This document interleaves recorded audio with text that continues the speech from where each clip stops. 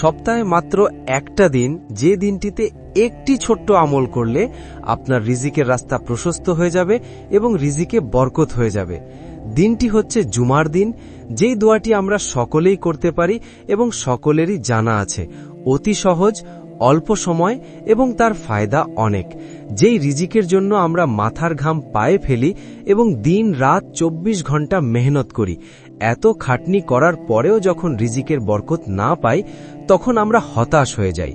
দোয়াটি হচ্ছে যে আসর থেকে নিয়ে মাগরিব পর্যন্ত, অর্থাৎ জুমার দিন আসর থেকে নিয়ে মাগরিব পর্যন্ত যে কোনো দুরূদ শরীফ, আপনি যে কোনো দুরূদ শরীফ পারেন, এই দুরূদ শরীফ বেশি বেশি পাঠ করলে ইনশাআল্লাহ আপনার রিজিকে বরকত হবে এবং রিজিকের রাস্তা প্রশস্ত হয়ে যাবে। তো আপনি এটার উপর আমল করেই দেখুন, ইনশাআল্লাহ রিজিকে বরকত হবে। আরও কিছু সংখ্যক ভাই ঋণে ভুগছেন। ঋণকে পরিশোধ করার জন্য রাসূল সাল্লাল্লাহু আলাইহি ওয়াসাল্লাম একটি ছোট্ট দোয়া শিখিয়ে দিয়েছেন। এই দোয়াটি আমল করলে পাহাড় সমপরিমাণ ঋণ থাকলেও পরিশোধ হয়ে যাবে। দোয়াটি হচ্ছে যে আল্লাহুম্মা কফিনি বিহালালিকা আন হারামিক ওয়া আগনিনি বিফদলিকা আম্মান সিওয়াক।